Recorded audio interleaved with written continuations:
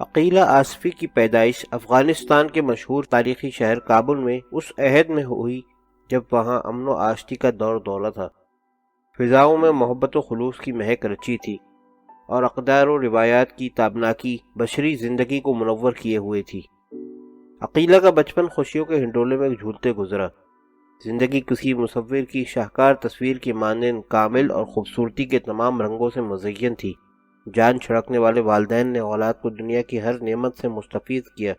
بچپن کی سہانی یادوں کے متعلق عقیلہ کا کہنا ہے، رب کائنات کی عطا کردہ اس زندگی اور نعمتوں کے شکرانے کا حق میں غالباً کبھی ادا نہیں کر سکتی۔ میں خود کو بہت خوش قسمت گردانتی ہوں کہ میری پیدائش ایک روشن خیال اور فراخ دل گھرانے میں ہوئی۔ ہمارے والدین ہم بہن بھائیوں کے لیے زندگی کے تمام امور میں بہت مددگار ثابت ہوتے تھے۔ کابل کی حسین یادیں آج بھی اس کے دل و دماغ پر نقش ہے۔ 50,000 افراد کے قتل عام اور 80% شہر کی تباہی کی تلخ حقیقتیں اسے بے اختیار گمگشتہ سنہرے ماضی میں پہنچا دیتی ہیں۔ اس کا کہنا ہے، کابل ایک خوشحال اور ممتول شہر تھا جہاں جنسی امتیاز روا نہ رکھا جاتا تھا۔ میں افغانستان کی تہذیبی عروج کی عینی شاہد ہوں۔ محبتوں اور چاہتوں سے گندھا وہ دور موجودہ وقت میں اکثریت کی سوچ و تصور سے بالاتر ہے۔ عقیلہ کی زندگی کیف و سرور سے لبریز تھی۔ حصول تعلیم اس کے لیے ایک مذہبی فریضہ تھا جسے وہ مکمل لگن سے سر انجام دیتی تھی۔ عام نوجوانوں کی مانند اس نے ڈاکٹر، انجینئر یا پائلٹ بننے کے خواب آنکھوں میں کبھی نہ سجائے تھے۔ وہ ایک معلمہ بن کر امتی ہونے کا حق ادا کرنا چاہتی تھی، لہٰذا اس نے تاریخ اور جغرافیہ کے مضامین کی تدریس شروع کر دی۔ اپنے ایک بیان میں اس نے بتایا، مستقبل کے متعلق میری زندگی کا لائحہ عمل آغاز ہی سے طے شدہ تھا۔ شعور کی پہلی منزل پر پہنچتے ہی میں نے معلمہ بننے کا فیصلہ کر لیا تھا۔ میں اپنے اساتذہ سے بے حد متاثر تھی اور انہی کی طرح فروغ تعلیم کے ذریعے چراغ در چراغ جلانے کی خواہاں تھی۔ بحر حیات عقیلہ آصفی پر بہت مہربان تھی۔ ایک محبت کرنے والے شوہر کے بعد اولاد کی نعمت نے اس کی زندگی کی تکمیل کر دی تھی، لیکن فلک کج رفتار کو اب کچھ اور ہی منظور تھا۔ نعمتوں پر شکرانے کے بعد اب مشکلات پر صبر کی آزمائش کا وقت آن پہنچا تھا۔ 20ویں صدی کا آغاز آخری اشرہ افغانستان میں کسی درویش کی بددعا ثابت ہوا۔ نفرتوں، سازشوں اور بے حسی کی باد سموم نے رواداری، اخوت، باہمی محبت کا گلشن خزاں رسیدہ کر دیا۔ 1992 کی خانہ جنگی نے وہاں کے عوام کی زندگیوں کا رخ ہی تبدیل کر ڈالا۔ نجیب اللہ کی حکومت کا تختہ الٹنے کے بعد طالبان تمام تر شعبہ ہے زندگی پر قابض ہو گئے اور عوام الناس کے لیے کڑے وقت کا آغاز ہوا۔ عقیلہ آصفی کو بھی لامحالہ اپنے شوہر اور بچوں سمیت ہجرت کرنی پڑی۔ اس مشکل ترین وقت کی یاد آج بھی اسے آبدیدہ کر دیتی ہے۔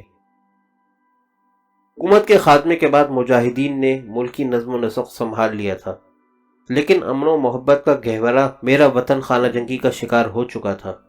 ہر جانب انتشار کا دور دورہ تھا، قتل و غارت کا بازار گرم تھا اور اپنے ہی اپنوں کا خون بہا رہے تھے۔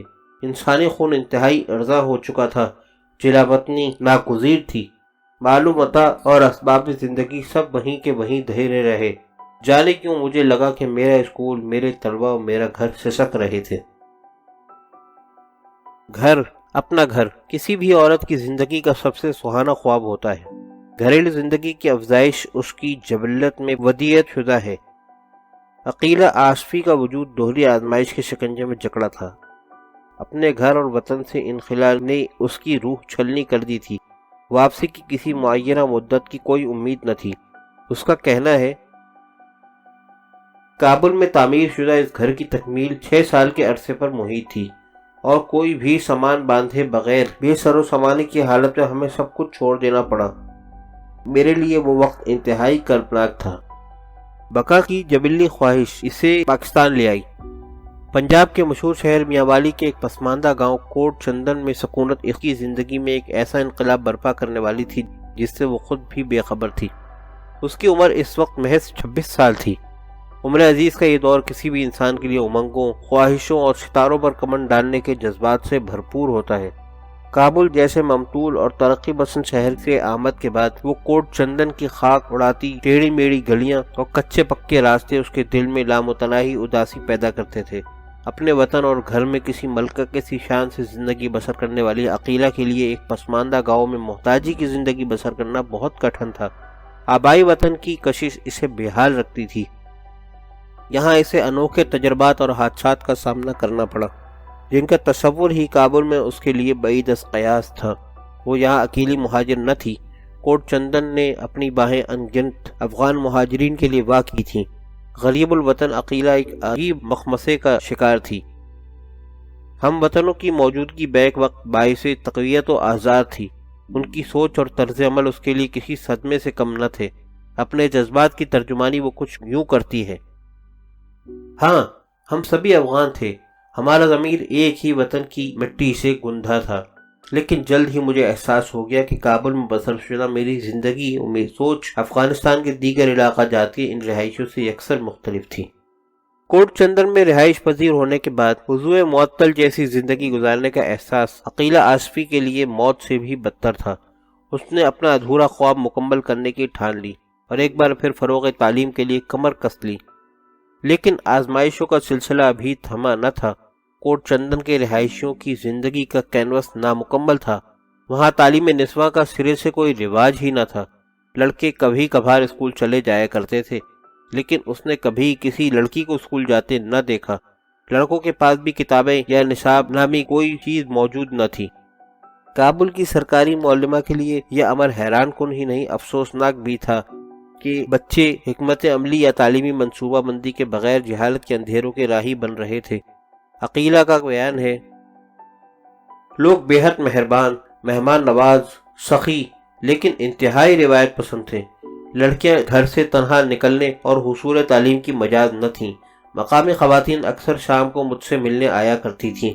جب میں نے ان سے لڑکیوں کی تعلیم سے مستقل غیر حاضری کے متعلق استفسار کیا تو وہ کہنے لگیں: بہن، آپ یہاں نوبالغ ہیں اور ہمارے رسم و رواج سے واقف نہیں۔ آئندہ ایسی کوئی بات مت کیجیے گا۔ لڑکیاں کیوں کر اسکول جا سکتی ہیں؟ یہ تو صرف لڑکوں کا حق ہے۔ لیکن اس نے ہمت نہ ہاری۔ اسے اپنے شوہر کی مکمل اعانت حاصل تھی۔ انہوں نے گاؤں کے سردار اور امام مسجد سے بارہا ملاقات کی اور انہیں اپنا ہمنوا بنانے کا کوئی دقیقہ فروگزاشت نہ کیا۔ مقامی آبادی کا اعتماد حاصل کرنے کے لیے وہ کوٹ چندن کے ہر گھر میں گئے اور تعلیم نسواں کے لیے انہیں قائل کرنے کی جان توڑ کوششیں کیں۔ وہاں کے سادہ لوح عوام کے لیے عقیلہ آصفی ایک عجوبہ روزگار تھی۔ خاتون معلمہ ہی ان کے لیے ایک انوکھی اصطلاح تھی۔ بالآخر گاؤں کے سردار نے اسے لڑکیوں کو پڑھانے کی رضامندی دے دی اور ایک خیمہ مستعار دے دیا، جسے عقیلہ نے اپنے گھر کے سامنے نصب کر کے ایک انقلابی قدم کا آغاز کیا۔ منزل دشوار تھی اور راستہ کٹھن تر۔ زیادہ راہ کے طور پر صرف ہمت و حوصلہ اور لگن ہمراہ تھی۔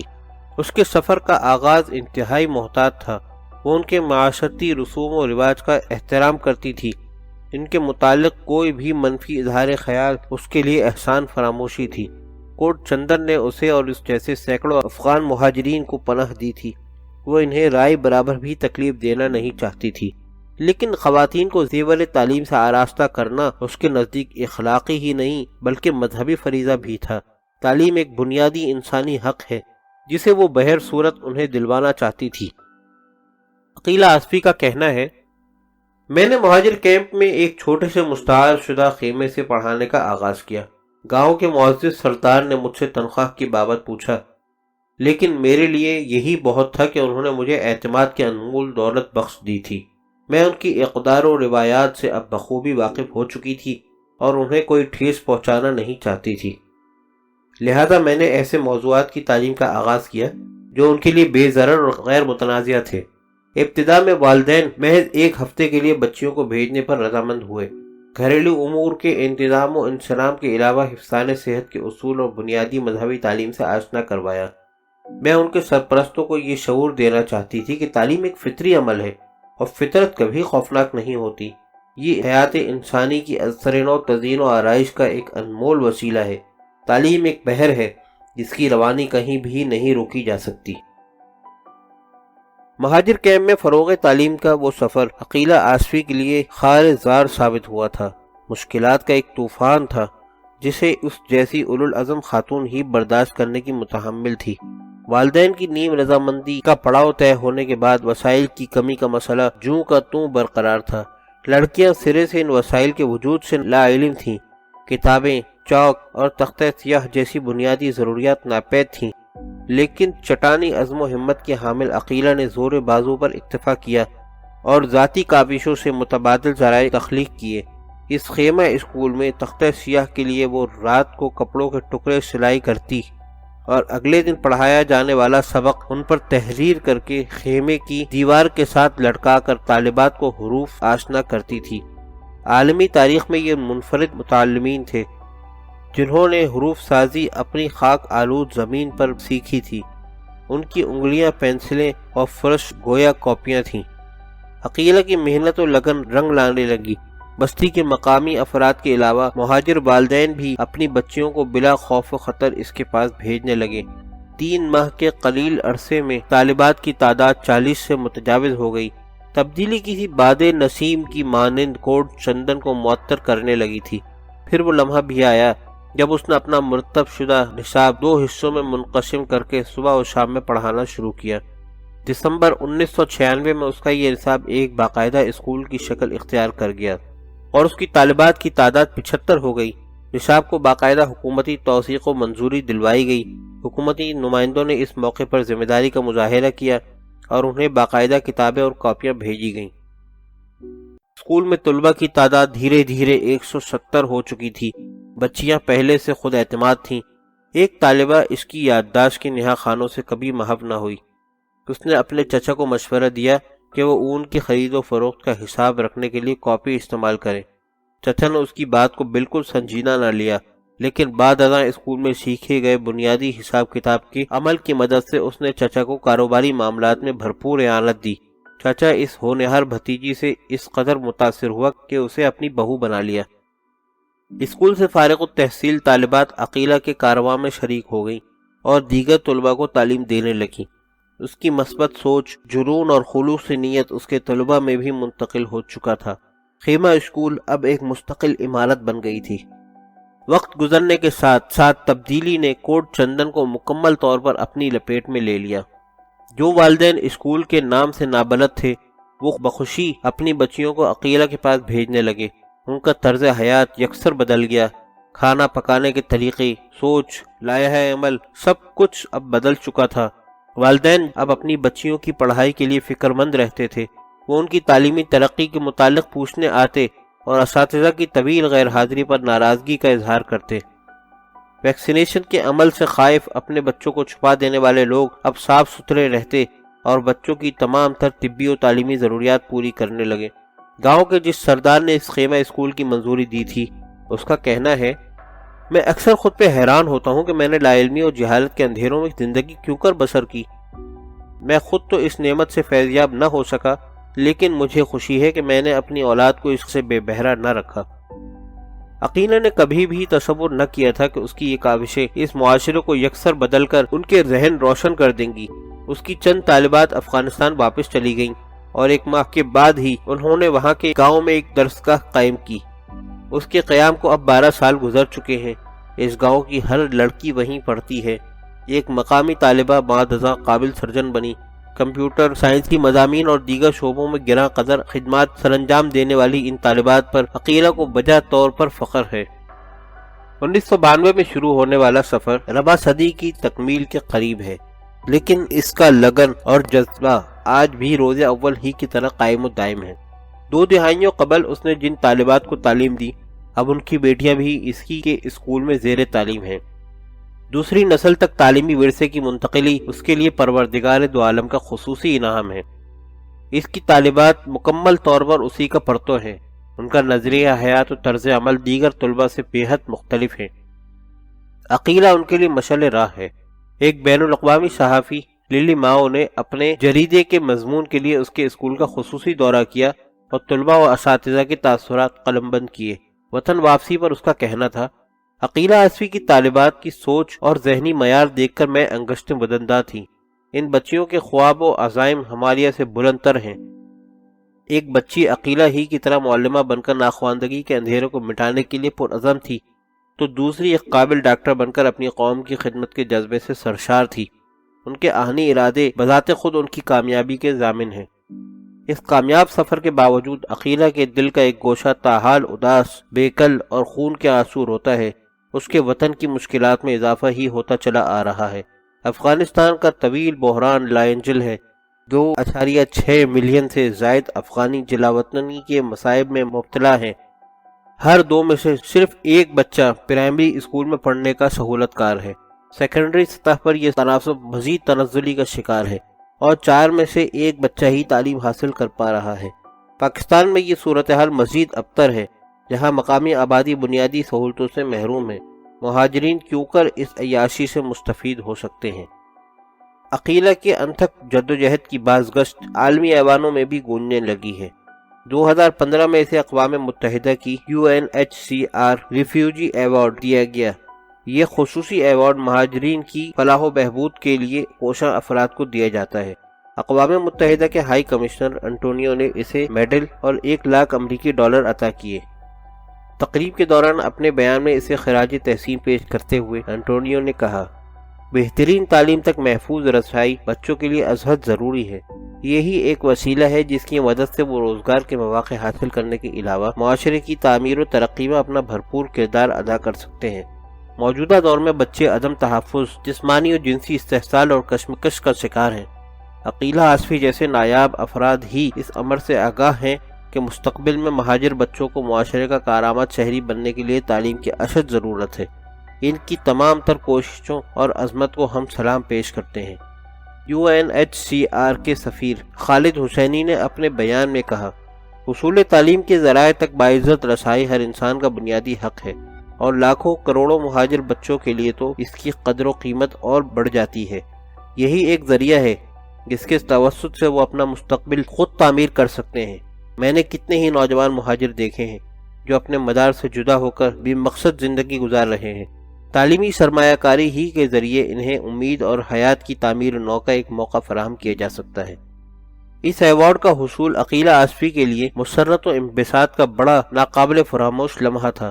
تقریب سے خطاب کرتے ہوئے اس نے کہا، تعلیم یافتہ ماؤں کی موجودگی آنے والی نسلوں کی تعلیم و تربیت کی ضامن ہے۔ لڑکیوں کو علم دیا جائے تو نسل در نسل چراغاں رہے گا۔ میری ایک تشنہ آرزو ہے کہ مستقبل میں لوگ افغانستان کو خانہ جنگی کے بجائے معیاری تعلیمی نظام اور بہترین طلبہ کی بدولت یاد رکھیں۔ یہ ایوارڈ میرے عزم کو مزید تقویت بخشے گا۔ مجھے بے حد مسرت ہے کہ میری شناخت افغان مسلم خاتون اور بطور معلمہ اب مستند ہو چکی ہے۔ اگر عالمی حکمران ترقی پذیر ممالک کو خوشحالی کی راہوں پر گامزن کرنا چاہتے ہیں تو انہیں ترجیحی بنیادوں پر کسی بھی جنسی امتیاز سے قطع نظر بہترین سہولیات فراہم کرنی چاہیے۔ میں نے افغان لڑکیوں کو تعلیم دینے کا آغاز کیا تو ذہن کے کسی گوشے میں یہ خیال نہ تھا کہ ایک دن اس ایوارڈ کے حقدار ٹھہروں گی۔ میری لگن کی اس قدر پذیرائی پر میری خوشی ناقابل بیان ہے۔ عقیلہ مستقبل قریب میں افغانستان واپسی کی شدت سے متمنی ہے۔ 49 سال کی عمر میں بھی وہ اپنے تباہ حال ملک کی تشکیل نو میں نوجوانوں جیسی توانائی اور جوش کے ساتھ ایک نئی تاریخ رقم کرنا چاہتی ہے۔ وہاں موجود ان گنت بچوں کے لیے وہ ذاتی درسگاہیں قائم کرنے کی خواہشمند ہے۔